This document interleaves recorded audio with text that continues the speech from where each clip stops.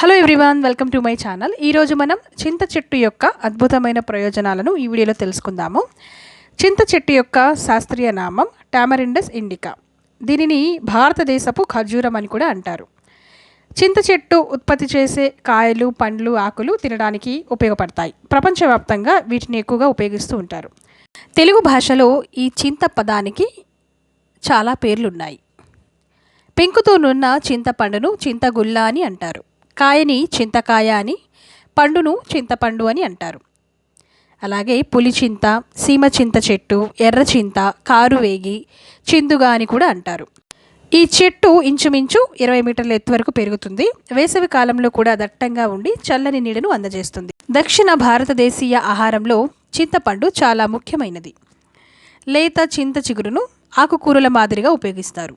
ఫిలిప్పైన్స్లో చింతాకుతో చేసిన టీని మలేరియా జ్వరానికి వైద్యంగా వాడతారు. ఈజిప్టులో చింతపండు రసం చల్లని పానీయంగా సేవిస్తారు. ఆసియాలో చింతపండు పీచును కంచు, రాగి పాత్రలను శుభ్రం చేయడానికి, మెరుపు తేవడానికి వాడుతూ ఉంటారు. థాయిలాండ్లో తీయని చింతపండును చాలా ఇష్టంగా తింటారు. చింత చెట్టులో ప్రతి భాగం ఉపయోగపడుతుంది. పెద్దలు ప్రతిరోజు వండే ఆహార పదార్థాలలో చింతపండుకు ప్రత్యేక స్థానం ఉంది. చింత చిగురు, చింతకాయలు, చింతగుల్లలు, చింత పువ్వులు, చింత గింజలు, ఇలా అనేక విధాలుగా ఇది ఉపయోగపడుతుంది. సిట్రిక్ యాసిడ్ గుణాలు కలిగి ఉన్న ఈ చింతపండు ఆయుర్వేద పరంగా పులిత్రేన్పులు అరికట్టడానికి, కడుపొబ్బరానికి, జ్వరం, వికారం వంటి రోగాలను నయం చేయడానికి మందులాగా వాడతారు. ఆకలి మందగించిన వారు ఉదయాన్నే 4-5 చెంచాల చింతపండు రసాన్ని సేవిస్తే మంచి ఆకలి పుడుతుంది.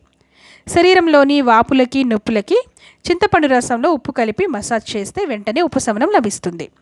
అలాగే రక్తహీనతను తొలగించి రక్తం పట్టేలాగా చేస్తుంది. చింత చిగురులో vitamin A, vitamin C, iron పుష్కలంగా ఉంటాయి. అజీర్ణ రోగాలకి, జీర్ణశక్తిని పెంచడానికి చింతపండు దివ్య ఔషధంగా ఉపయోగపడుతుంది. ఈ చింత చిగురు రసంలో పటిక బెల్లం కలిపి తాగితే కామెర్ల వ్యాధి కూడా పూర్తిగా నయమవుతుందన్నమాట. సో ఈ విధంగా ఈ చింత చెట్టు ఆరోగ్యపరంగా మనకు అనేక విధాల మేలును కలుగజేస్తుంది. మీకు ఈ వీడియో నచ్చినట్లయితే లైక్, కమెంట్, షేర్, నా ఛానల్ని సబ్స్క్రైబ్ చేసుకోండి.